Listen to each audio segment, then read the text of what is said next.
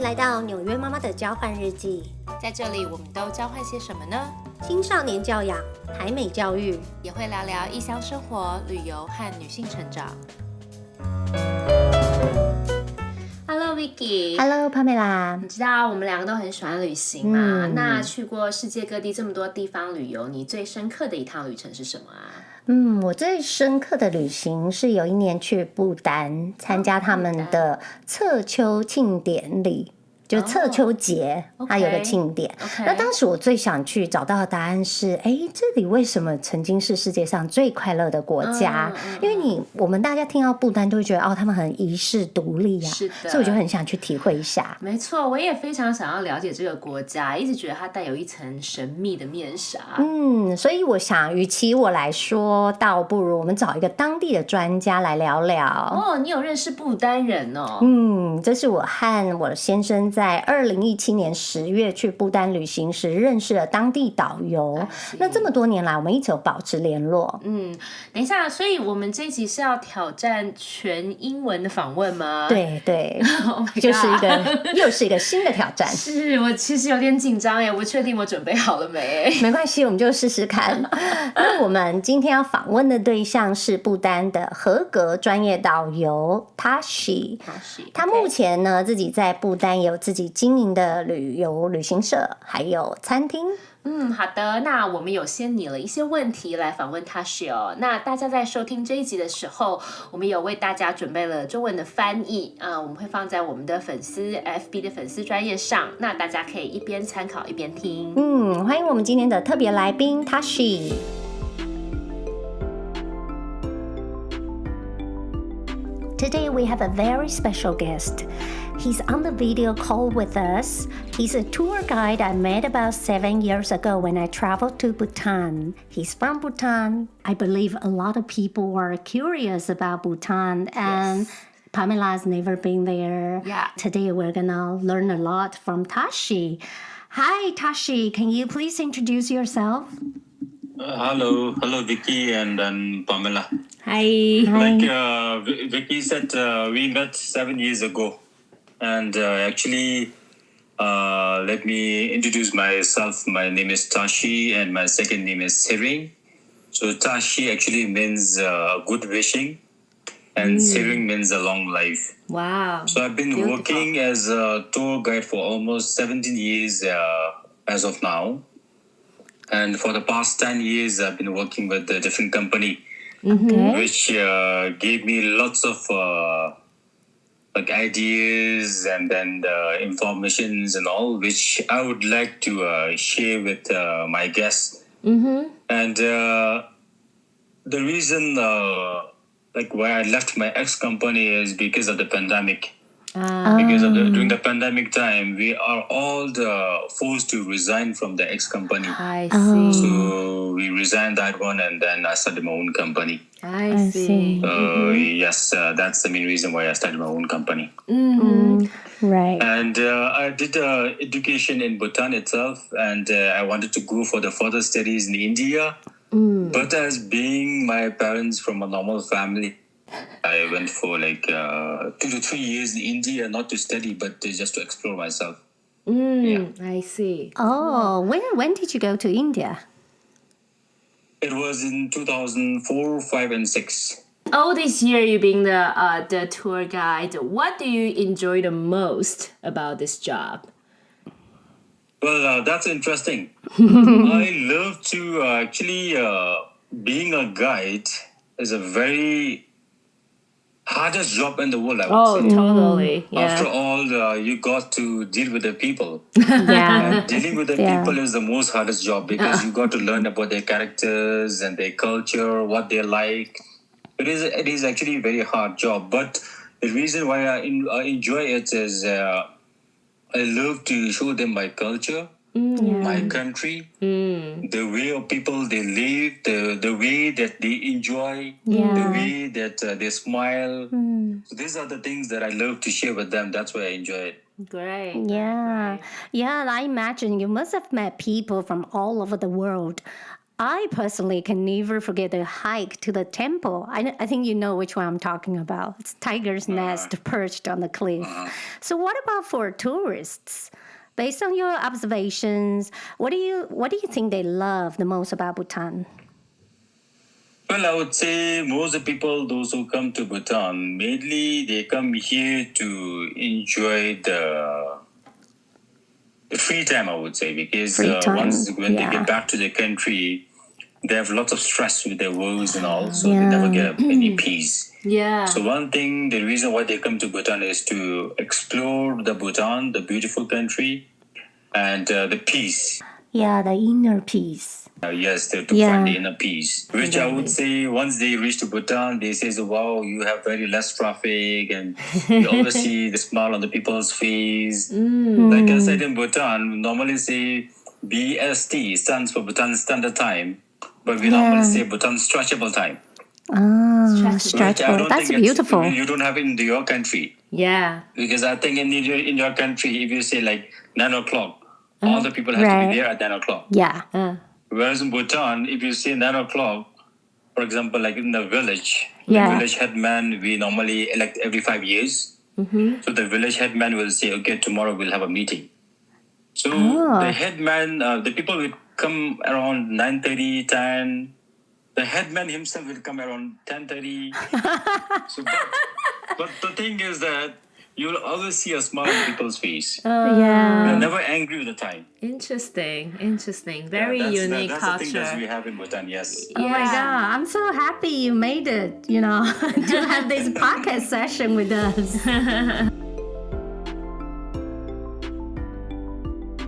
So is that true that if we want to travel to Bhutan, we cannot travel independently? We have to go with a local tour guide or a tour group. Is that a requirement now? Yes, it is now. Okay. Before the pandemic, the tourists have to travel through the travel agency, which means they have to book it through an agency.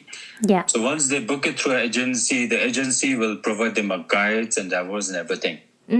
So after the pandemic, we have a different rules now. Travel to Bhutan through any kind of person. For example, like if you know me, you can contact directly to me. So I can apply for a visas and I can arrange you everything. You don't need a travel agency to travel to Bhutan through any kind of person. But you must need a guide and driver. You cannot travel alone, yes. So what do you think this policy has changed? I think it's a good policy, I would say.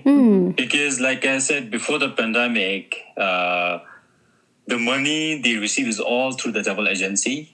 Right. And during the pandemic time, for the very hard 3 years, I would say almost 3 years, we had a pandemic, and then the guides and drivers are like forced to resign from the agencies. And we didn't pay. They didn't pay us. So our king was very sad with that one actually. Right. Because actually the travel agency, they can pay us for 3 years.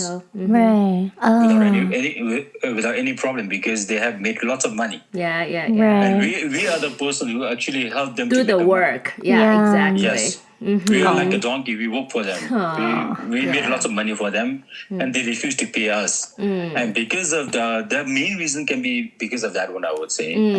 Because the government knew that all the money is going to the travel agency. I see. Not for the people who are actually working for them. I see. So after the pandemic, then they bought a new policy saying that anybody can arrange a tour to Bhutan. That's great. Right. Yeah. So does it help boost tourism?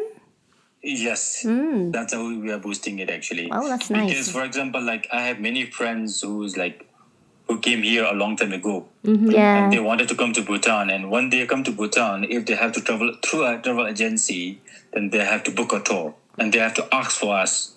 So you cut the middleman out and then directly work with you to actually get a better experience. That's awesome. Yes. Okay. That's awesome. Yeah, we know who to go to if you want to travel to Bhutan now. Yeah, so like me, I never been and I always heard great things about it. But for the parents who are thinking about a family trip to Bhutan, for example, what do you think, what kind of experience that can they or their kids expect? Well, I would say For the parents who want to make a trip to Bhutan, it's not a good idea to join in a group, I would say, because once you join with a group, you cannot do what you want. Because you always have to go through with the groups and all. For the parents, if they bring their kids here, because the kids out in your country actually brought up in a city place. Yes. Yeah. They don't have any ideas about I would say The rural, the natural. yes, yes. Like our country, we are actually far behind in terms of the developments. We are still developing it. So for the parents, if they bring the kids here, they can actually experience the older version we have been brought up. Yeah. So I would say it's a good idea for the parents to bring the kids here to learn about that old things and all. Have you personally ever took any family around, like in your past experience? Or you mostly I did many. Yeah. And the one funny thing is, I would like to share you. I had a Korean family group. None of them can speak English. Ooh. And I cannot speak Korean too. Of course. So how do you communicate? But we enjoy the tour. Okay. Because whenever I always try to arrange them a hiking in a day. Because what I felt is like they love walking and hiking. So every time when we go for a hiking, I used to carry a pen and a paper. Yeah. So I just call them in front of me. I put it on the table and I draw a mountain there, the base of a mountain, and I say walking. Okay. Is it good? Did they use any like translation apps to help them understand? Not really. No. Pencil Wow. and the paper is their translator. cool. Very natural. Even the translator is very, very natural. Bringing my kid to Bhutan is actually on my bucket list because last time I was there, I was with my husband. My son was like 4 or 5 years old. Yeah. So you say you have taken actually a lot of family around Bhutan. Do you have any tips for parents who are planning a family trip to Bhutan? Like, Any get you. tips, any suggestions, or what things they can do, or What do they need to can prepare? do? Yeah. They can do just like the tours we did as adults. Actually, for the parents, even if they come here with a newborn baby, Yeah. actually they don't have to worry anything. Because once we arrange a tour, as being a guide for more than 17 years, what I experience is, as soon as we met with the person, Yeah. we are like we take full responsibilities. For example, like if you have a 5 years old baby, and whenever you want to go for a hiking, and we are always ready to carry your baby. Guide here to 100% to Right. make the tour enjoyable, successful. We don't hesitate to do anything. We are like always open and happy to do whatever we want. Because our mission is to make you happy. Yeah, you almost sound like a part of the family group more than a guide. That is And great. I want to share one thing. I Yeah. had a Canadian couple Yeah. with a baby, 3 years old. No, almost 4 years old. And from the first, they are here for 10 days. First 3 days, the baby was not actually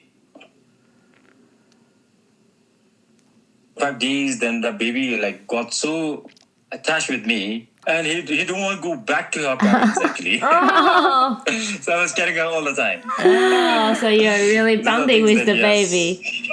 That is awesome. That's awesome. Yeah. So you mentioned a lot about the happiness, right? The people there are really happy, Yeah. and that was the core things that we heard a lot about, like Buddhism value the happiness over wealth, all that kind of thing. So, Yes. so how does this affect like schools and family life there? How does belief and how does happiness things affecting your daily life and the school life there? That is known as the GNH, the gross national happiness. That was the mission of the fourth king, the current king that we have, the fifth king. Yeah. So I would say during the time of the first, second king, our country was actually known for the isolation.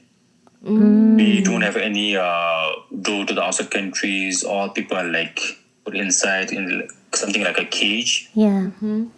And also, people in that time are not so happy because the rich family. Can you specify when was that? When? That was from 1907 to 1926 and 1926 to 1952. But till to 1952, I would say we don't have any peace in the country. People are not so happy. Right. Because the rich families used to earn lots of land. The poor family has to work for the rich families, and they're like treated so badly. We used to have a caste system. So the gap between the rich and the poor is huge. It's very high. Oh. So the person who brought the changes in the country is the one who is known as the third king. Oh, okay. So the third king was also known as the father of modern Bhutan. Because he was the one who opened the door to the outside countries. He gave a free education, free medical service. That was all done by the time of the third king. So from third king, he was known as the father of modern Bhutan. And his mission actually carried out by the fourth king. So what he says is, if the people wants to be happy, we shouldn't look for the wealth. We need to look for the people's happiness. Yeah, that's nice. So GNH is actually divided into 4 pillars. What we call it is the good governance. Yeah. Because if you have a good government in the country, if there's no corruptions, people can achieve whatever they want. They can go to the government, they can ask for the things when there's no corruption. So the first pillar is known as a good governance. Okay, so with the good governance, people can actually achieve the one rule. I would say yes. We don't have the 2 rules. And the second one we have is the sustainable socio-economic developments in the country. Okay. Because I would say if you are staying in the urban area and some people are staying in the rural areas, and we need to provide whatever they get in the urban areas to the rural ones. So the balance. So that's the balance is the second one is that one, and the third one is the preservation of culture and heritage. Yeah. Because I would say till now, what I experienced is since as being guides, what I've seen is people they try to preserve the nature, the tradition, their cultures, and we receive lots of tourists from overseas because of our unique culture. Yeah. Yes. Yeah. Because if we don't have this unique culture, if you started to wear the traditional, I mean the dresses that also people they wear it, then I think very less people will come here to visit because things are going to be similar. Yeah, exactly. So people they normally come here to see our traditional dresses, the way we speak, the way we smile, the way we communicate with the people. So the third one is the preservation of culture, I would say. And the fourth one is the conservation of nature. Because I think you guys know that Bhutan is a carbon negative country. Because we normally observe more than what we emit. Wow. So right now the forest coverage of Bhutan is only 70%, which is a lot, I would say. And what the fourth king said is the present generation can use only 12%. Wow. So 60% we have to give it to the future generations all the time. So for example, like if you go to a forest to cut down one tree, if you cut one tree, you have to plant 2 new trees. Yes. So this is a kind of like not really by the rules, because when you go there to cut a tree, the government won't follow you all the time. Being a Buddhist country, people they have a self-respect. Yes. Yeah. That's what they normally do it actually. Because of this the 4 pillars of GNH, people can actually receive the happiness. So once they are happy, actually I would say the wealth doesn't matter. Or come, or it doesn't matter. Yes. Yes. That's the concept of the Buddhist people, I would say. Interesting. When I was there, we talked about, the preservation of the history and the nature. Yeah, I was definitely touched by that. Yes, And, I'm actually quite curious about the learning and the school life overall in Bhutan. For example, like basic questions like, what are the school hours like? Do they, like here in America, our kids go to school. They have to go to take the school bus about 7:30 in the morning, and they come home at 3, sometimes 4. And in Taiwan, they go to school about 7:30, and then sometimes they come. I'm not joking. After school, they go to enrichment center or they go to take other, extracurricular classes, and they can come home after dinner. What about in Bhutan? Well, before I talk about that one, I want to share you my school life. In my time, I used to go to school at 6 o'clock in the morning. How did you go there? You walked? Yes, I used to walk. Okay. 6 Because my home is very far from the school. Oh. And as being from an ordinary person, like I said, we don't have the luxury cars. So Also the walk. buses, the time that we have here in Bhutan is kind of like stretchable. So we don't wait for the bus to come on the right time. You don't even know when. Because, I used to walk in the morning. Every day I used to walk 6 kilometers one way and 6 kilometers on the way back. So which means in a day I used to walk 12 kilometers. Wow. 12 kilometers. And how long did that take you one way? It used to take me around almost 2 hours. Walk through the roadside, yes. Whenever there's an extra classes or extra morning classes, I was never late for that one actually. I normally used to start my day early. Yeah. And total I used to walk 12 kilometers. Wow. But nowadays, actually the school starts from 9 o'clock. Okay. But by 8:30 you have to be in the school. Okay. So let's say if you get to school in the 8:20 a.m., then for 10 minutes you do a social work in the morning. So from 8:30 to 9 o'clock, you do the morning prayers. Yeah. And from 9 o'clock, they will start the education till 2, 3 o'clock in the evening. Okay. And then what about kids? Do they still walk to school now? Nowadays, I would say all the parents here, they own a car, I would say. Okay. Because of the tourism and hydropower and agriculture and all. Yeah. So those who stay very far also, they are actually started with the school buses. Okay. But in my time, there was no buses in that time. So we have to arrange our own cars and all. But nowadays, it's all convenient. They have their own school buses. Those who want to use it, they can just pay for a month and they can use the buses and all. Otherwise, the parents, normally, they try to shift their house near to the school site so that they don't have to walk their children there. I see. It's very convenient for them now. Yeah. Okay. You just mentioned about they do social work in the morning. Is that? Yes. What is that? Can you share that with us? All right. Social work is kind of like we normally Bhutan. We work for the green Bhutan. Okay. Which means we are not allowed to litter the things and all. Yeah. So in the schools, once they get to the school, they have to clean the surroundings. Like if there's a paper or plastics, they have to pick it up and clean it. So that's actually called social work, yeah. I see. That's how they started every day. Yes. Oh, very interesting. From what age? From like 5, 6, 7? In our time was actually age of 6.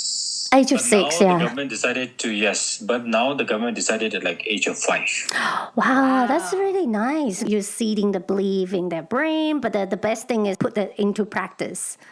As they practice, they know, okay, we have to love our land. Yes. And in the afternoon? After 3 o'clock, they have to do the evening prayers, which is over for 30 minutes.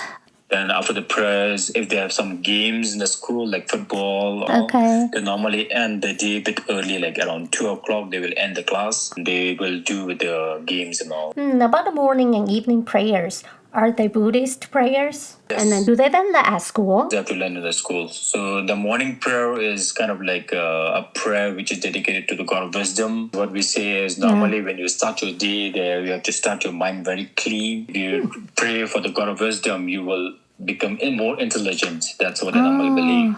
Okay. We start the day with the praying for the God of wisdom. Got it. For kids, what do you think? Do they feel stressed sometimes? Like about schoolwork or, I don't know, about their life in general? Really, I would say they normally enjoy the school life, I would say, because normally in my time, I would say my parents was not educated.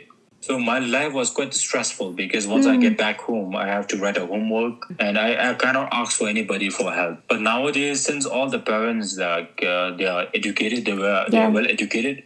So once they get back to their home, if they want to have like some homeworks and all, the parents normally help them, and I think they are having a very a happy life, I would say, not a stressful one. We should send our kids there in summer. I know, because I think like how we grow up, or even like where we are now, right? Kids when they get to the certain age, they start worry about the homework, the test, the exam, where to go to college, all that kind of stuff. That's, kind of the challenging or some of the stress could potentially come from. But glad to hear that, and kids in Budan doesn't have that much. And the one changes I've seen is in my time, the parents meeting with the teacher, they only done once a year. But nowadays, even the king, he always give an importance for the education and all. So that we do a meeting with the teacher every once in 3 months. Then we meet with the teacher personally, and then they will tell about your children. What he's doing in the schools and all. So in this way, we get to know more about our children personally. How long is each time you get to talk to the teacher? It's almost like one whole day, I would say. One whole day? Yes, we'll have a parents meeting, and then we go to school. You can ask about your children, each and every subject. You can meet personally with the teachers. Like if you can meet with the math teacher, English teacher, and all. Wow. You can ask about your children there. Because like I said, I can't believe that. That's a lot. For us in New York, I think last year I talked to my son's teacher in each subject. I only got 7 minutes with each teacher. And our school, we don't even have that meeting. It's not required. It's optional. So if you really feel like you need to talk to the teacher, you email them and make an appointment. Otherwise, the school or the government never really mandate to say you have to meet the teacher every 3 months. So that was really different. Here, this is actually the good idea, I would say. Once they get back to our home from the school, we know whether they're having a struggle with any kind of subject. For example, like if they have a difficulty with the math subject. So when we go to school, we can meet with the math teacher and say that, okay, my daughter is having a difficulty with the math. So you can just ask these problems and bring the solution to that one. Interesting.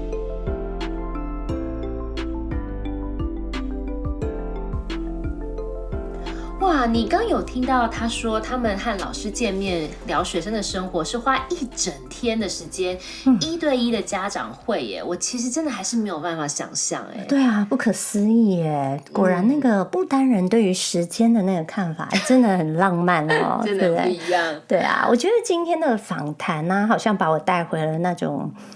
很纯净大自然，就是不丹那个整个世界世外桃源，就是很谢谢Tashi很诚恳，然后也不藏私的和我们分享不丹的现况啊、文化啊，感觉有没有像那个喝了一碗满满的心灵鸡汤？没错。那这集聊到这，我们听了一些去不丹旅行的建议，然后也认识了一些当地学校的校园生活。那真的和我想象的不太一样，也打开了我的眼界。接下来的访谈我们有聊到不丹的学校、孩子的教育、环境保护，还有科技对不丹现况的影响。好的，那大家和我们一起期待下一集吧。我是 Pamela， 谢谢大家收听，我是 Vicky， 拜拜。拜拜。